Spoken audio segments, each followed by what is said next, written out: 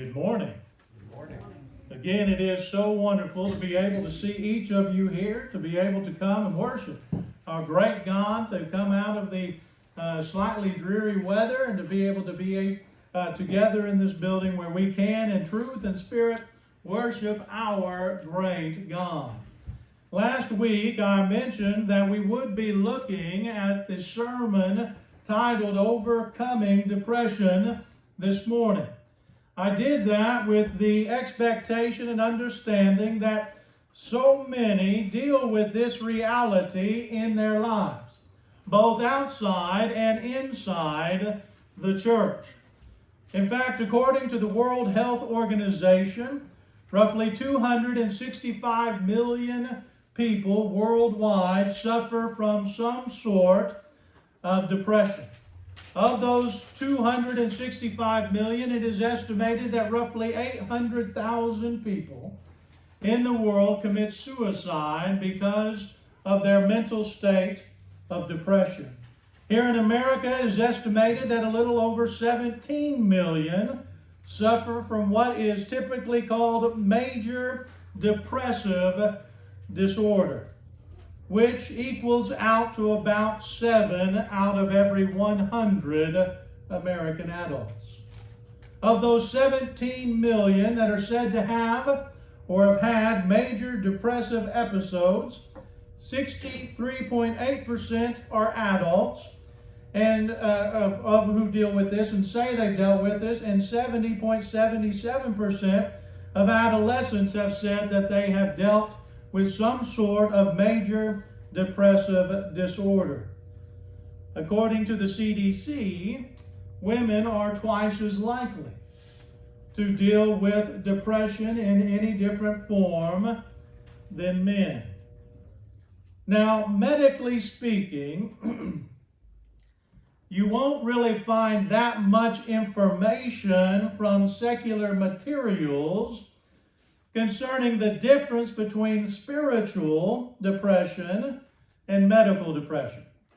If you try to find the distinguishing markers, if you will, in literature that is secularly based, for example, from the CDC or the World Health Organization or psychiatrists of secular nature, you're not going to see a lot of them make a distinction between that which is spiritually motivated, in other words, and that which is chemically or neurologically motivated.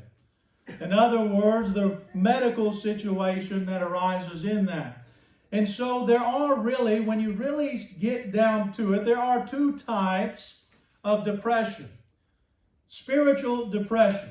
That's the one we're going to focus the most on this morning, because that is the one that most people in the world deal with when you really start breaking down the data and examining it. Now, spiritual depression, this could be anything from being a non-child of God to a wayward child of God who doesn't understand or have the fulfillment of God in their lives, or one who feels extremely discouraged or distressed due to circumstances that they're going through that have continued past a temporary time frame. In other words, those circumstances or those situations of distress have continued to the point where they're not overcoming them, they're being overcome by them. This leads to depression. Medically speaking, this could be anything from chemical imbalance to neurological things that can happen in a childhood or in different types and different situations that can affect one's ability physically to get out of a depressed state. It is well documented, and we are all aware, there are situations, medically speaking, where people suffer from, whether it be a chemical imbalance or a situation that's taken place, that they cannot, without the aid of medication, overcome what they're dealing with.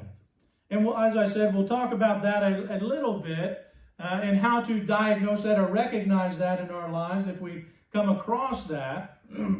But we're going to more than not look at the spiritual side and how we, in both situations, can take the things we learn from God and use them in our lives to help us overcome depression. Now, there is a difference between discouragement and depression. Discouragement is when we go through, as individuals, different, whether it be physical or emotional or whatever the case may be, when we go through challenges in this life, and what ends up happening is they affect us emotionally, but a discouragement is that which ought to be temporary. In other words, we go through the situation, we deal with that situation, we should be able to overcome that situation. Depression, on the other hand, as I mentioned, is when we go through these situations and we don't get out of that situation. We don't overcome it. We are continually finding ourselves being caught back up in that state of mind over and over, where that discouragement has then built upon itself to a point of depression. In other words, someone mentally is to the point where they're not healthy or happy. It's not a matter of just needing time. The time should be there and should have been to that point now. They can't seem to overcome it. So there's a difference between discouragement, we'll talk about that in the lesson, and depression, and how to overcome each of those as we look at that today. So today we're going to focus, as I said, mostly on the spiritual depression and discouragement that can result in depression. However, I will discuss the medical side of it a little bit later. So with that in mind, let's go ahead and look at our first point. One of the things that I want people to understand and recognize is this is not a modern issue. It's not something that today we're just now understanding and learning and recognizing in people's lives. No, in fact, we can find illustrations of discouragement throughout the Bible, where people go through very difficult situations and have difficult things happen in their lives where they are tested. In fact, Jesus dealt with discouragement. The man who was and is God and who was perfect in all things, Isaiah prophesied and said that he would deal with discouragement. In Isaiah 49 and verse 4 we read, "But I said, I have labored in vain. I have spent my strength for nothing and vanity." Here Isaiah prophesies and says, listen, the Lord, his Messiah, he's going to feel discouragement. He's going to feel like what he has done has been of no avail. What he has done has been in vain. Jesus felt that way. In fact, in Psalm 22, we have the mind of Christ even while on the cross. Notice what Jesus thought. My God, why have you forsaken me? Why are you so far from saving me from the words of my groaning? Oh my God, I cry by day, but you do not answer, and by night, but I find no rest.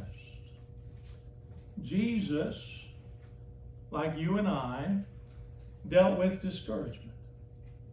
He dealt with those times and those situations, those moments where not everything was good, where there was weeping instead of rejoicing, where there was pain and agony.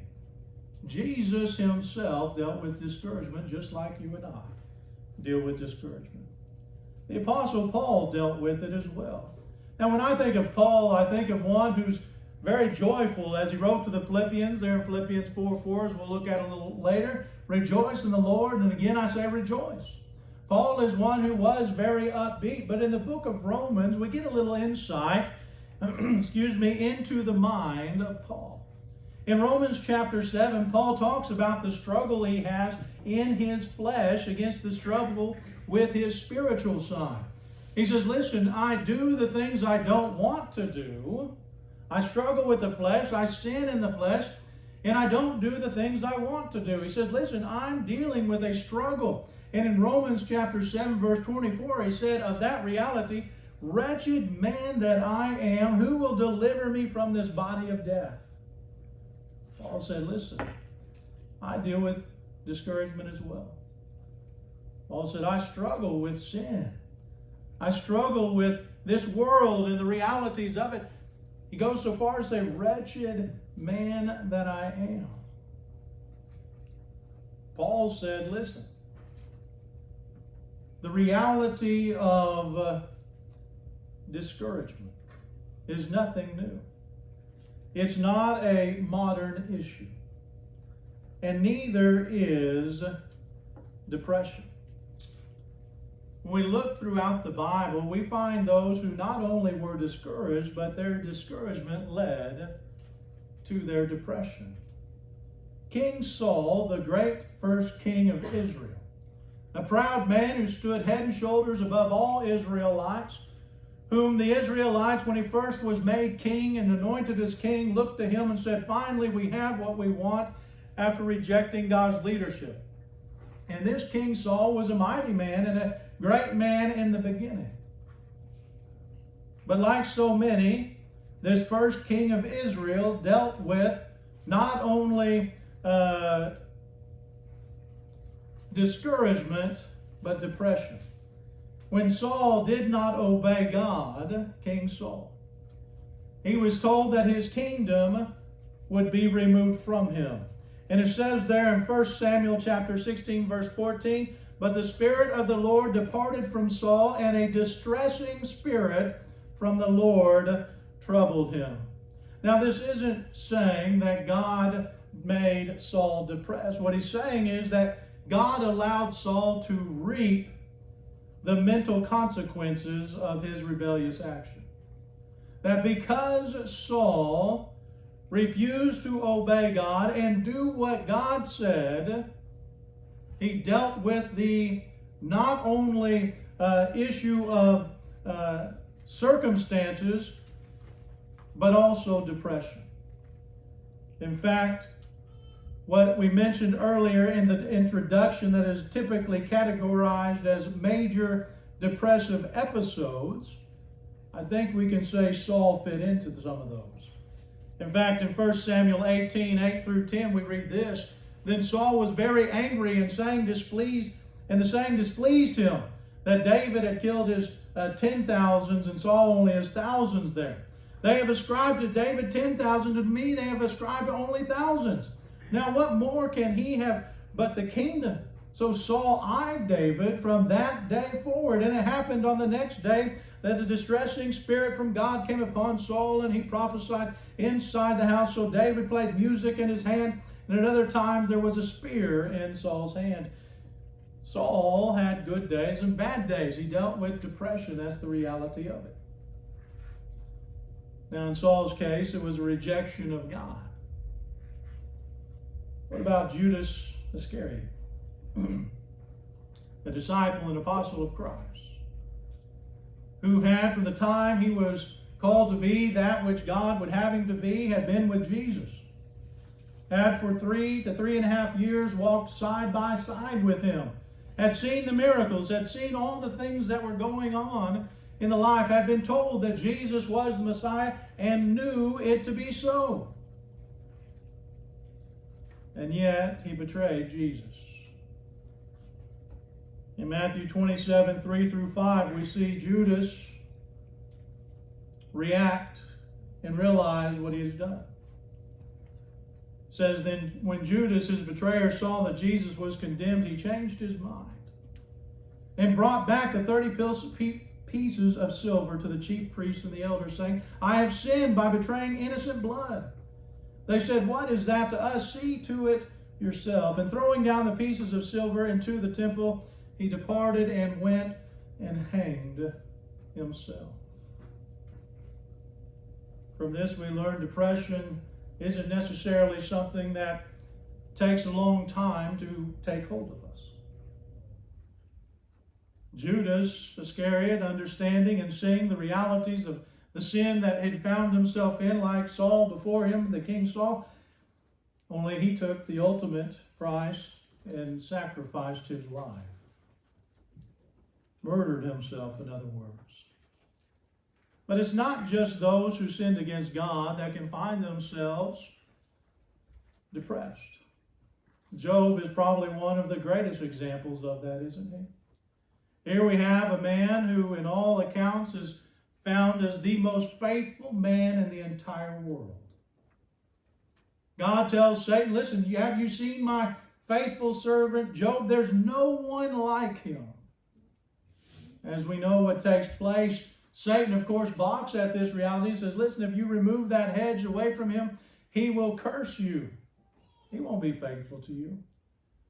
God, for our benefit, and for those who would come after Job, he allowed Satan to take away not only his family, his wealth, but his health as well. And then his friends turned on him.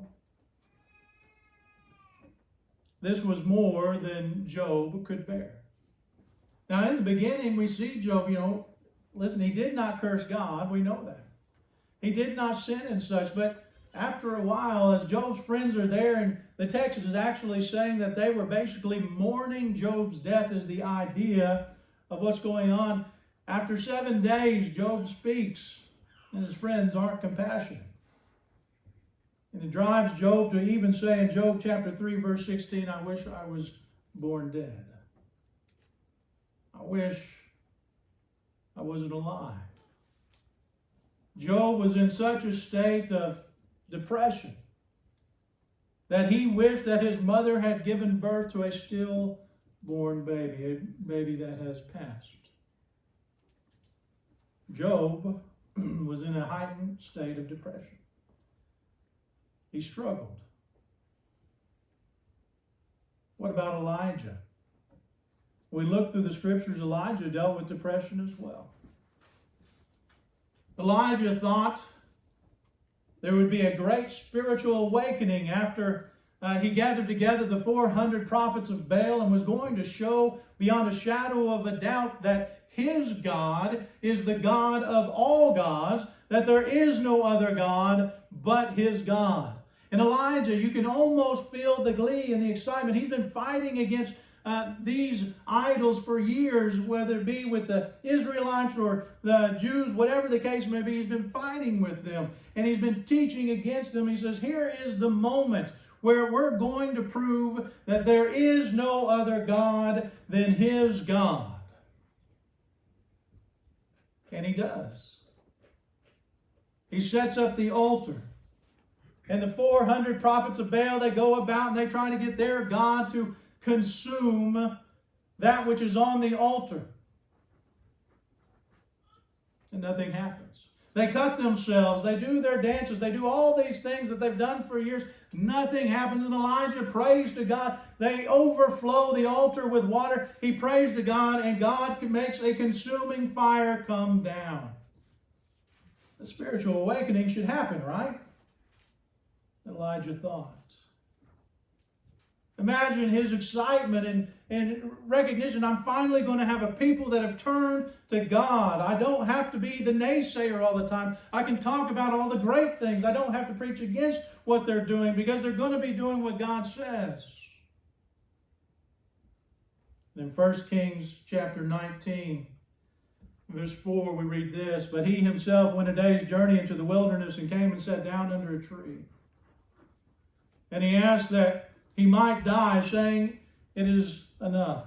Now, O Lord, take away my life, for I am no better than my fathers. Just a few verses later, in talking to God, it says, then there he came to a cave and lodged in it, and behold, the word of the Lord came to him and said to him, what are you doing here, Elijah? He said, I have been very jealous for the Lord, the God of hosts, for the people of Israel have forsaken your covenant, thrown down your altars, and killed your prophets with the sword, and I, even I, only am left, and they seek my life to take it away. Jezebel, after all this great awakening that should have taken place, Jezebel said, listen, I want Elijah's head on a platter. Instead of turning back to God, they turned against him. Elijah had to run for his life. A man who had just killed 400 false prophets of Baal ran. God comes to him and said, "What's going on?" And Elijah says, "I want to die. I'm done. God, I can't take it anymore. Take my life, please." This isn't a modern issue, is it? It's not something that is new to us or is recent. Discouragement and depression are things that people just like you and I have been going through for centuries, since the beginning of time. Depression and discouragement are a fact of life and a reality of it. In fact, most people will suffer definitely from discouragement, but typically from depression at some point in their life. But not only that, they will also feel like they're the only ones going through it, even though, as I said, just about everybody does. Now, before we go any further, I want to make it clear. Not only has, as you look to your left and right and forward and behind, has everyone gone through discouragement, most likely everyone here has had a bout or more of depression, where that discouragement, that situation we found ourselves in, has led to a situation in our life that we couldn't get out of on our own. That, in fact, we needed help to overcome, which by definition is depression. You're not alone. I'm not alone. No one here is alone. Everyone knows these symptoms and knows what it's like. So the question then is this: how do we prevail over it? How do you and I and those we're going to be around, how do we not only help ourselves and help others, how do we prevail over this? I want to begin by looking at that which is the catalyst for depression. Again, that's discouragement. How do we stop ourselves when we're going through bouts of discouragement from going all the way to the point of depression? How do we keep ourselves and align ourselves to the point where we don't get to that point, where we're not that far, where Job and Judas and others have found themselves in, and most likely each of us at some point in our life has. There's several things in this life, as you and I know, that can lead us to suffer discouragement, that can make it to where we are dealing with extremely difficult things that cause us heartache. You know, some people go through physical injury or illness, don't they? Imagine being told you've got cancer, or waking up in a hospital to realize you've been in a car wreck and you're not going to move any of your limbs ever again. This can be a discouragement. This can cause us to go into an emotional state of recognition. How do we, though, when we find ourselves in this type of situation, this type of bout of discouragement, how do we help or find a way to overcome that before it becomes depression? The first thing we do is we have to face the facts. We're in that situation. When one finds himself with an illness or a physical injury or whatever the case may be in that particular realm, the reality has to set in. We're going to have to deal with it. There's no ignoring it, in other words. Like with anything we go through, we must sit down or mentally sit down and assess where we're at. What we are dealing with might get better, but it might not change. And we have to settle that in our minds. In other words, we can't allow ourselves to have self-pity in those situations. God has, in this case, still granted us time, allowed us opportunity. I'm thinking right now of a gentleman who was in an accident on a four-wheeler and woke up in the hospital paralyzed, a preacher. And in reality, now that we can fast forward from that situation, he's been able to teach and help convert a lot of people, because of it. Not in spite of it has he been limited, no, because of his situation and his outlook. The people who are actually working on his home to make it more friendly for being able to use wheelchairs and stuff, both of the men who are working on that, he taught the gospel and they obeyed it. How do we deal with bouts of discouragement in the physical realm? We recognize the situation, we face it head on, and we don't allow it to bring pity to us. This is where Paul reminds us in Philippians 4:4-6, rejoice in the Lord always. And again, I will say, rejoice. Let your reasonableness be known to everyone. The Lord is at hand. Do not be anxious about anything, but in everything by prayer and supplication with thanksgiving, let your requests be made known to God. We overcome these difficult situations by knowing God is still our God. This world is not our home. We're just passing through. There's still work to be done. What about financial disaster? Most people deal with financial situations here or there in their life, their marriage, and things of that nature. In 1929, of course, we remember when the stock market fell in the Great Depression and how many committed suicide. Jumped literally out of the windows because they could not handle this bout of disaster that had struck. When we look at this and we examine financial disasters, how do we overcome these situations? And with all of these, I'm not saying that they happen and we're just over it at that moment. There's going to be time. We're going to have to grieve. We're going to have to go through the realities of life and the emotions that God created us with that. But these are things we need to keep in mind as we work through those.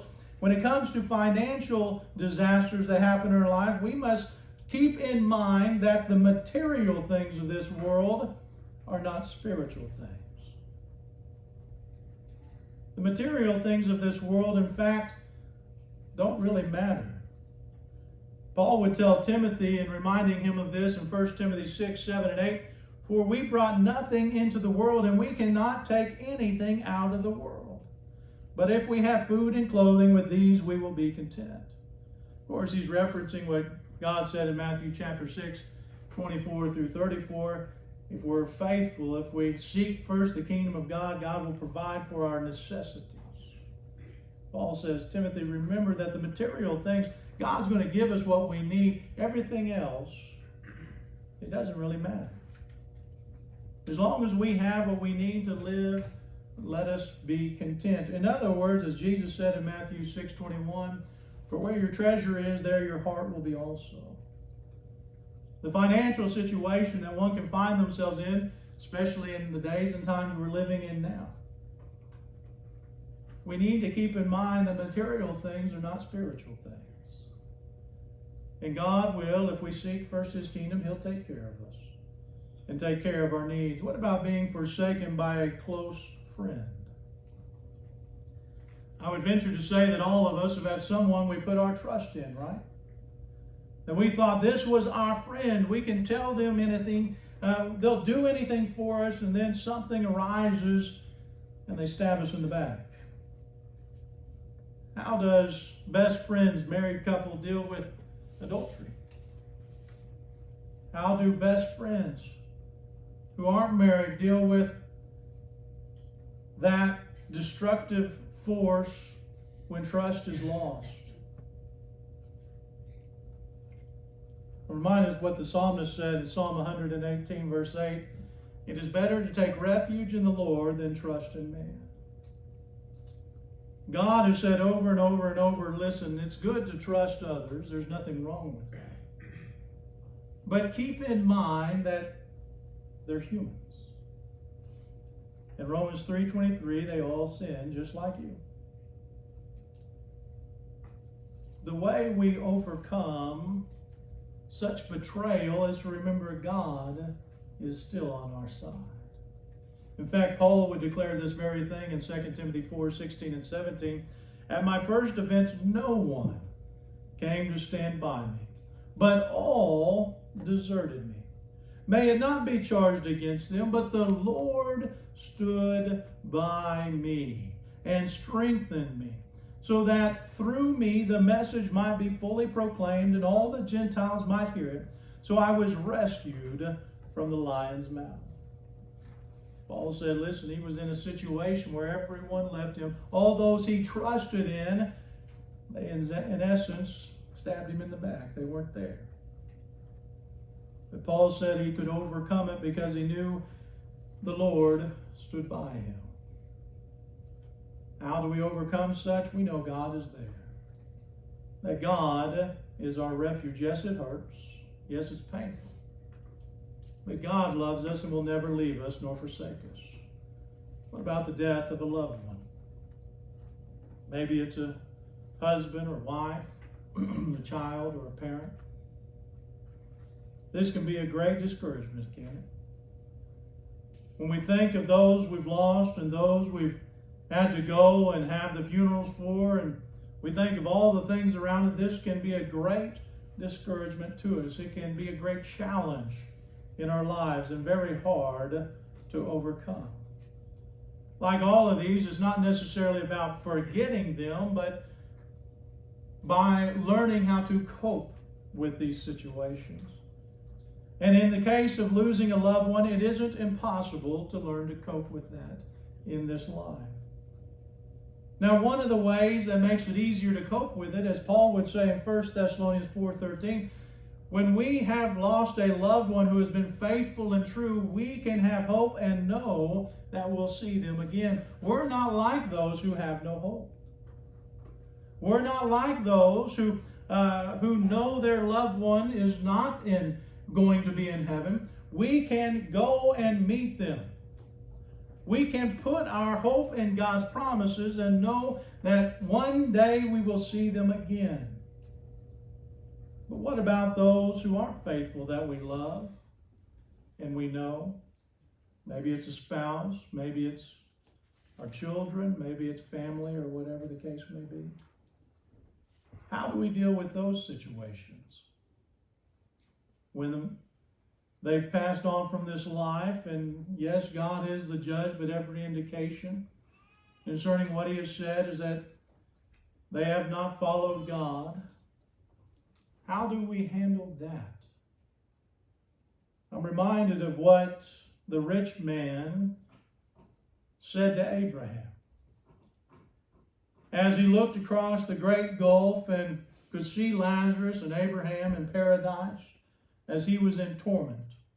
In Luke 16:27 through 28, he said this, "Then I beg you, Father, to send him," that's Lazarus, "to my father's house, for I have 5 brothers, so that they may warn them, lest they also come into this place of torment." No, we might not have the hope that we will see them in eternity, but we can know that they don't want us with them. That where they are at, they would be willing to send a righteous man and do anything back to earth to tell us to be faithful. How do we deal with that difficult situation? Whether it be a mother or a father or a child or whatever it is that passes away, a great friend who wasn't faithful, we know that they will not want us to be with them. That under no circumstances would they want that. What about sin and guilt from past sins? I've talked about the illustration of preacher who's now passed from this life to the next. One time he asked in an open forum, he said, how do we deal with those sins that we struggle with, that we've prayed for forgiveness, but we still have that pain? We still know what we did, and it eats at us. I would venture to say that all of us have found ourselves in that situation from time to time, knowing what is right and true, knowing what God wants and how He wants us to walk, and still falling into sin. Maybe it's the same sin we seem to struggle with over and over. How do we deal with that? How do we handle that? The reality is God did create us with emotions, and godly grief or godly sorrow is how God wants us to overcome those things. He wants us to understand, as 1 John chapter 1 and verse 8 says, if we repent and confess, He will forgive us. He wants us in our grief to make that change. He created us with that reality, but He also wants us to be reminded of what the Hebrew writer said in chapter 8 and verse 12, for I will be merciful toward their iniquities, and I will remember their sin no more. How do we overcome as faithful and true when we miss the mark of righteousness and it's eating at us? We remember God's love towards us, that when we are forgiven, God will not hold it against us.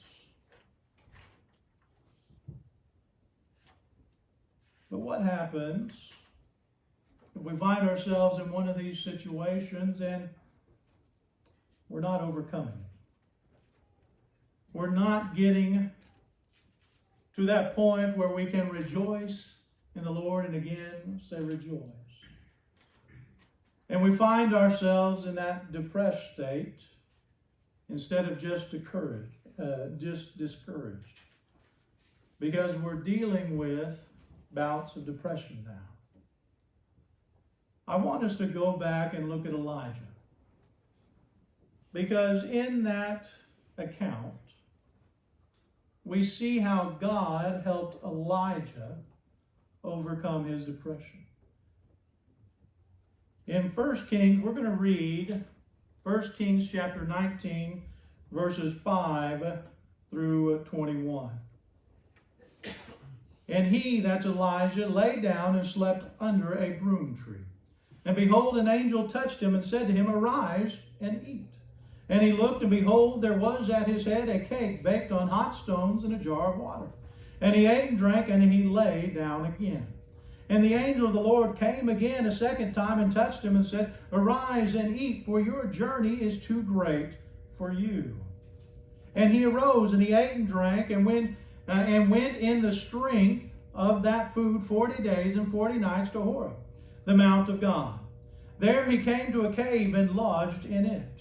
And behold, the word of the Lord came to him and said to him, what are you doing here, Elijah? He said, I have been very jealous for the Lord, the God of hosts, for the people of Israel have forsaken your covenant, thrown down your altars, and killed your prophets with the sword. And I, even I only, am left, and they seek my life to take it away.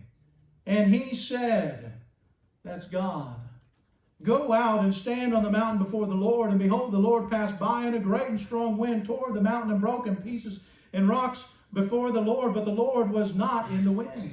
And after the wind, an earthquake, but the Lord was not in the earthquake. And after the earthquake, a fire, but the Lord was not in the fire. And after the fire, the sound of a low whisper. And when Elijah heard it, he wrapped his face in his cloak and went out and stood at the entrance of the cave. And behold, there came a voice to him that said, what are you doing here, Elijah? He said, I have been very jealous for the Lord, the God of hosts, for the people of Israel. I have forsaken your covenant, thrown down your altars, and killed your prophets with the sword. And I, even I only, am left. And they seek my life to take it away. And the Lord said to him, go, return on your way to the wilderness of Damascus. And when you arrive, you shall anoint Hazael to be king over Syria, and Jehu, the son of Nimshi, you shall anoint to be king over Israel, and Elisha, the son of Shaphat of Abel Maholah, you shall anoint to be prophet in your place. And the one who escapes from the sword of Hazael shall Jehu put to death, and the one who escapes from the sword of Jehu shall Elisha put to death. Yet I will leave 7,000 in Israel, all the knees that have not bowed to Baal, and every mouth that has not kissed him. So he departed from there and found Elisha, the son of Shaphat, who was plowing with the 12 yoke of oxen in front of him. And he said, and he was with the 12. Elijah passed by him and cast his cloak upon him. And he left the oxen and ran after Elisha and said, let me kiss my father and my mother, and then I will follow you. And he said to him, go back again, for what have I done to you? And he returned from following him and took the yoke of the oxen, sacrificed them, and boiled their flesh with the yokes of the oxen, and gave it to the people, and they ate. Then he arose and went after Elijah and assisted him. When we look at this account, we learn several things that God did for Elijah to help him in his depression. In fact, 5 things in particular. The first thing he did, in verses 5 and 7, he gave him food and drink. We cannot overcome that which is emotionally destroying us if we are physically unable to. God understood that Elisha was mentally struggling, and he sent food and water to strengthen him. The first step is making sure we are physically able to do what is needed mentally. The second thing he did in verse 6, he allowed Elijah to rest. Those dealing with depression often talk about, and the reality is they need rest. They are unrested in their waking hours. They need to rest. God understands that. When one's dealing with depression, not only do they need to make sure they're physically strengthened by nourishment, but they need to be rested for what lies ahead. They need to be ready for what's next. In verse 8, it's go to a quiet place. God took Elijah, or sent him to the Mount of God to reflect and contemplate, to think about all that is actually good, all that is blessed. God allowed him time to think about these things. When we're dealing with the chaoticness of depression, we need to separate ourselves from this worldly chaos. Go and meditate upon God. Meditate upon His truth, His rest. Fourthly, after his rest, God said it's time to go back to work. An idle mind is easy to stay in a depressed state. God told Elijah, listen, now we must go to work. We must get up. We must understand what is needed and necessary, and we must go towards that which is righteous and true. We must do the works of God. Getting out and doing and helping others for God, and working with others, and keeping our mind busy, God says is a benefit. It helps. If we're not just focusing on what we're going through, no, we're now able to help those who are less fortunate than us. Again, reminded of God and His love. And lastly, God sent him Elisha. God said, I know it's not something you overcome on your own. That when one gets to this point, they need help. Yes, the rest and the food and the quietness and the work and all that goes along with it, that is beneficial, but they need somebody there to talk to. Someone who knows, or at least can listen to their plight. God has always been about communication. That's why He says, place your anxieties upon Him. Talk to Him. He's also said, cast your sins to one another. Let us help each other. Fellowship is the last thing that's needed to get out of depression. We need each other. We're not going to, on our own, overcome. It just doesn't work that way. God has given us the church today. He gave Elisha, to prevail over depression.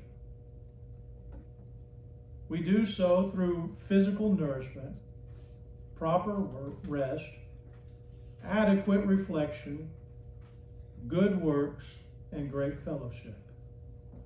With that, anyone who's dealing with spiritual depression can overcome such. But how can we know that we don't have a medical issue? How can we know that we don't need some medical help?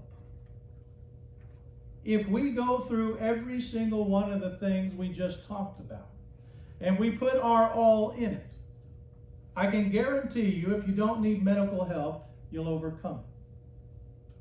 But if you do, there's only so far you'll go. There's only so far it will take you. As I said, there are medical conditions, whether it be chemical, neurological, whatever the case may be, there are medical conditions that keep some people, no matter how faithful they are, no matter how loving of God they are, that will keep them from reaching what God actually wants, and that is a removal from depression. Joe Gleason has told me I could use her as an example. She's one of the great examples of this. When you know Joe, she's the happiest person to ever be around. Anytime you talk to her, just about, she always has a smile, a laugh. She's always willing to talk to you. But I forgot the number of times she's told me, as hard as I work, as much as I strive to be faithful and rejoice in the Lord, and I love my brethren, and I talk about things with people, I still struggle with it. And it wasn't until she got some medical help that she realized that last little bit of step. What God's talking about in rejoice in the Lord always. And again, I say rejoice. When you've done every step and you just can't get over that hump, there is nothing shameful. There is nothing wrong with asking for medical help. It's not a stigma. It's not wrong. God doesn't want us to be a people who are depressed. And if you find yourself in that situation, listen, even on the medicine, you're going to have your ups and downs like every other normal person. There's going to be the good times that you now can have, but there's still going to be difficult situations that arise. But there is help, and there is opportunity. And following the spiritual path guide that God has given us, you can overcome. We live in a crazy time right now. It seems like chaos is the norm. And if we're not careful, we can find ourselves, when dealing with these difficult situations, going beyond such to depression. If that's the case, let us help. If you're struggling, whether it be before depression or with depression now, let your family here help you. Rely on God first and foremost. Go to Him and talk to Him, but also let us help. I've used this illustration before, but I think it's still rather true, even though it comes from a Dundee movie. They asked Dundee why, or he's talking to the lady, and she's talking about going to a psychiatrist and talking to a psychiatrist. He said, "Why do you do that?" She said, "Well, sometimes you need help just expressing yourself. You need someone to talk to." She said, "Do you not have psychiatrists here?" He says, "No, I tell so-and-so, he tells everybody else, and everybody knows it." He said, "No worries anymore." Though it's scary, it is relieving, isn't it? To know it's not hidden. It's the hardest thing you might ever do, is to let somebody know you need help. But it will be the most refreshing thing. God knows that. He's given you the church here. It doesn't have to be everybody, but get with somebody who can pray with you, who can study with you, who can encourage you and strengthen you. This morning, if there's someone who needs the help of this congregation, who needs the prayers that we can offer, whether it be for emotional reasons or whether it be for sinful reasons, let us help. Let us bear that burden with you. Don't go out those doors having not the opportunity to overcome. This morning, if someone needs the prayers of the church today, let us know by coming forward as we stand and as we sing.